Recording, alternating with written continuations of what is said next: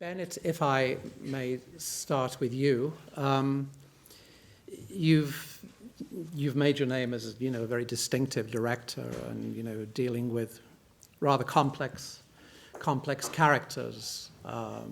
Truman Capote, of course, Billy Bean in Moneyball, and notably here, I suppose, Mr. DuPont. How did you first come across this story? I mean, this is an extraordinary story, but I think most of us on this side of the water don't really know much about it. Did you? I had never heard about the story until a stranger approached me in a store and had an envelope with newspaper clippings in it and said, "I think that you're going to want to make a film about this story." And I think most people in America are unfamiliar with it or only vaguely familiar with it. It's a strange thing, isn't it? A multimillionaire kills wrestling champ. I mean, it would seem to me that was sort of tabloid heaven, all around the world in some ways. It's a little mysterious that it wasn't a bigger story. I mean, it was a hot story for a moment, but there was not a lot of deep coverage of it. It went away pretty quickly. So you were intrigued by the story, you ran with it, you developed it. Obviously financing came along at some point. So you spent how long in getting to the stage where you were ready to think about shooting the film? It was,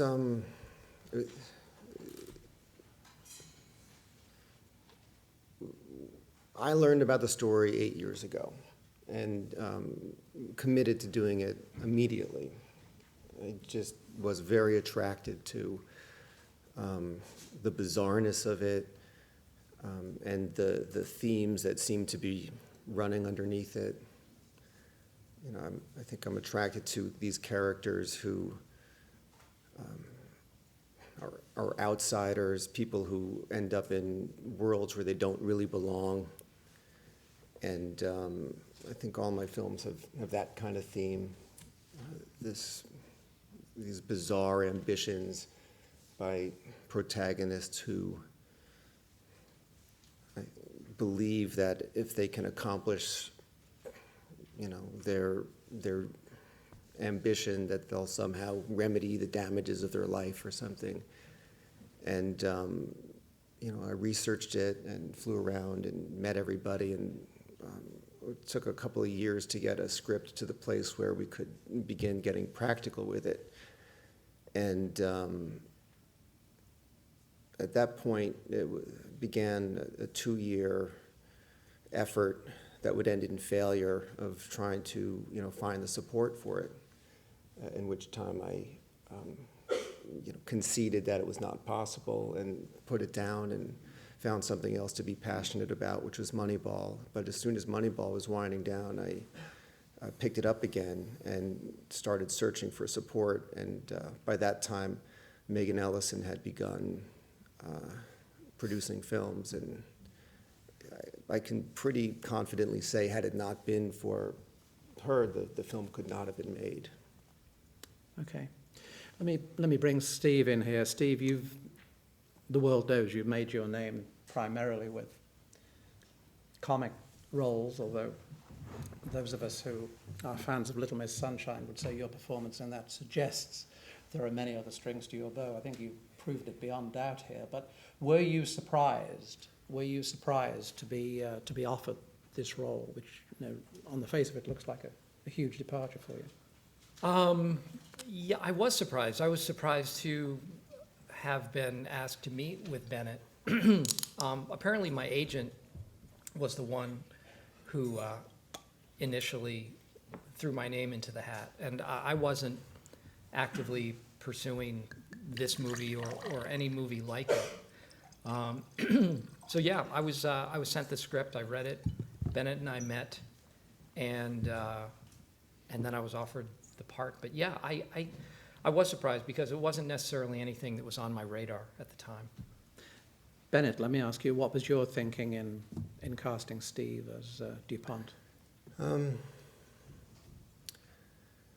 you know, what happens when a film is trying to get made is that every agent in town knows that a film is casting, and lots of names begin to accumulate on lists and get sent along. And so there were dozens of names, and I think Steve's name entered the list later.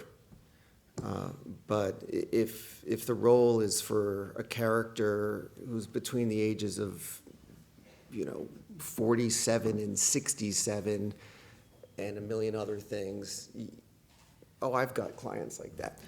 That's not to say that Steve's agent wasn't, savvy about it, but it is to say that there were lots of names, and I'd considered lots of names. And when Steve's name cropped up, I was awfully familiar with what I did not want.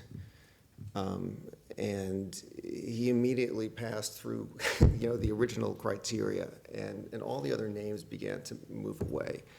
But what it was about Steve, other than the fact that I think he's a great actor, and mesmerizing to watch and very particular, is that everything I'd learned about DuPont suggested that people underestimated what was inside of him. And I think because of the opportunities that Steve had as an actor, that opinions had formed about, what to expect. And as Steve put it, when we began talking, Steve said, I've only ever played characters with mushy centers. And DuPont does not have a mushy center. He seems to have a mushy center, but in fact, there's something very sharp and dangerous inside there. And I like the idea that the casting would facilitate a similar feeling towards the character that people had towards DuPont, which is some kind of belief that the situation is benign. It's awkward, it's weird, maybe it's creepy, but ultimately not dangerous, and allow you to justify what you're seeing, and why people stayed on the farm as things ratcheted up. And as Steve very eloquently put it last week, when the murder happens, it's something that should be shocking, but ultimately not surprising. I don't know, video footage of DuPont or anything like that to capture his essence. I mean, there's something that's very striking about the man, the way he talks, for instance. It seems very distant. I mean, it's almost as though his sentences float away into nothingness, almost as though he's not in the room. I mean, did he really speak in that manner? He did have a very specific way of talking and a specific demeanor, and he had a specific look as well. I think just his physicality was very off-putting to many people. There was footage of him. He had commissioned a documentary on himself, and one of a couple, actually. And the most interesting footage there was the raw footage that he didn't want people to see, because that showed a side of him that was not his public persona, not the persona that he wanted to project at all. And there was, as Bennett said, there was a sharper edge to that guy, and a less tolerant person, and a more abrasive, more volatile person. And you could just see little hints of it here and there, but the way he spoke to the documentarian, and the way he spoke to the camera crew, and the way he went through in his head what he wanted to say, and how he planned out how he wanted. He had a very specific idea of how he wanted people to perceive him, and to get a little glimpse of that was helpful. And also there was footage on him and how he moved and how he spoke. He did have a very halting way of talking, and I think that served to kind of draw people in a certain way, and he would force people to wait until he finished. Okay, good. I'll throw it open, the lady in the front row. Please identify yourself and your publication or outlet, please. I've had one over from Prendestine. A question for Steve, if I may, please. How important was it for you to display an unbiased representation of DuPont? It was important. I didn't think of him as a villain. And I think that's one of the first things you learn acting wise, is that you can't have contempt for your character, because then that filters how you're portraying that character. I saw him first and foremost as just a guy who was the personification of his upbringing and perhaps his mental state. And there were several elements to, who he was and the problems that he had. So I think I had sympathy for him to a certain extent.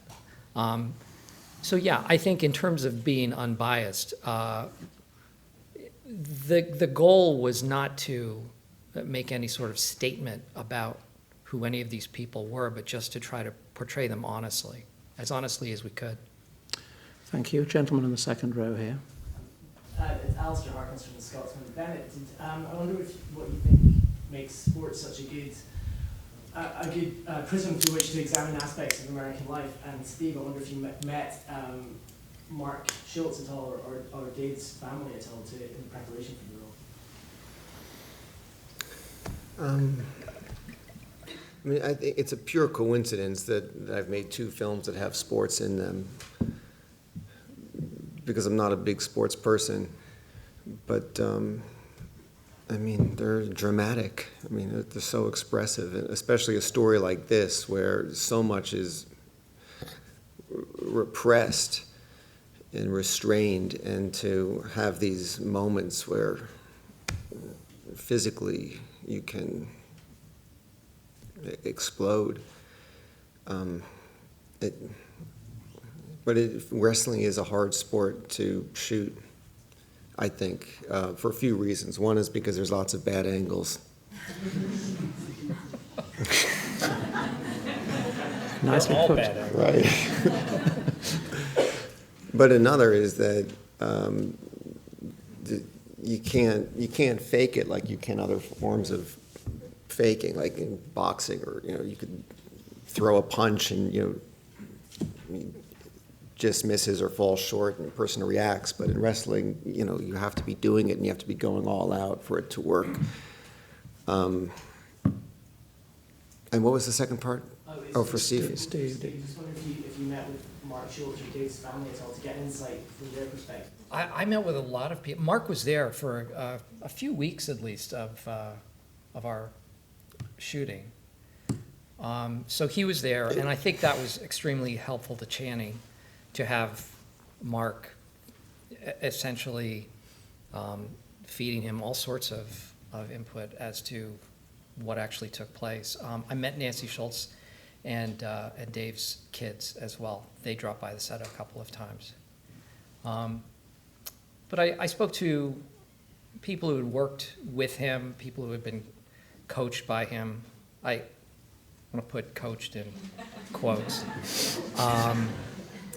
And they all had various ideas as to who he was. But they all said essentially the same thing about his demeanor, how unnerving he was to be around. So yeah, I did a lot of research that way as well. A lot of people were generous with their. Sorry, Alison Jones from the Birmingham Post. I was just wondering if you could tell us something about the prosthetics that you had to wear to create his look. I don't know what you're talking about. Good. That's all makers. Steve acted that face. Yeah. How it sort of influenced influenced or affected the character, and also how careful you had to be of it when you were sort of in the grappling scenes when he was also attempting to fight? It influenced the performance more than I anticipated it to do so. That makes sense. Once all of that makeup went on, people reacted and responded to me differently on set, and I wasn't anticipating that. I didn't necessarily think that that would help inform anything, but it did, because people naturally wanted to be separate from me, and I was off-putting, and so organically, I just kind of stayed in character because I didn't really have any choice because no one wanted to talk to me. And in terms of just the technical aspect of it, I was never aware of it. I was never conscious of damaging it or that was. It just felt like it was a part of who I was at that point. Thank you. Gentleman here. Yeah, hi. Question for Steve. Tim Oglethorpe from Star Plus Features. How much did DuPont get under your skin when you were filming? And was it easy to shake off when you finished? A lot and no. And it's something that I still think about. The whole experience, I felt like we as a group went to Pittsburgh to film this, and without sounding too pretentious, I feel like we all disappeared for a while, and then a few months later, we all emerged from this experience together, and I don't think it was so much a matter of shaking it off. I think I still talk to Channing and Mark about the experience, and it's very present within all of us. I think we all felt there was a great responsibility to the people involved, and to Bennett, it's just to the story and to the world. So I don't think that has left any of us. Maybe it's not something that I think about every hour, but it's very present, because I feel like it was immersive, and we all took it very seriously.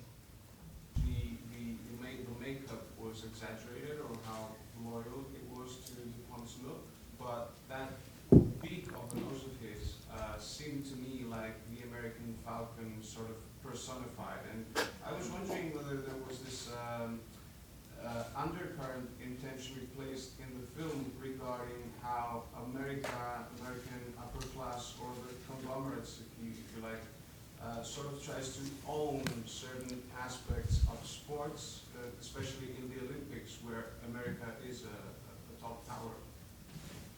Was that like an issue that you were interested in when writing the script? Yeah. Part of what attracted me to the story was that it was a true story, and yet it had an allegorical quality to it. It had metaphorical qualities. And in a way that is almost too perfect. There's so many things that just coincided with what one might have written had one approached this as a fictional exercise from the beginning, including what you pointed out. But the nose is awfully close to a replica. The irony that he referred to himself as the Golden Eagle of America, in speech, in writing, on his jerseys, on his trophies, is comical and allegorical. But many, many, many elements, I thought, of the story just naturally fulfilled that same kind of thing, like within this tiny little weird story of these three men are big themes, like of wealth and class and entitlement and exceptionalism and all like that. But as a film, you know, I was attracted to that. You acknowledge that it's there, but then put that aside and not try to make a statement or have any kind of conclusion about these things, but examine these dynamics at work where you have a person doing what perhaps is a trend, you know, in a society that has such disparity in classes and things like that. Thank you. I'm on Woman from The Real Deal. My question is for Steve. You're primarily known for more comedic roles, but of course Dupont is a very dark character. Did you always know you could take on this sort of role, or was part of the allure taking on the role not knowing? Did I always know? Well, I guess I just think of myself as an actor and not necessarily a comedic actor.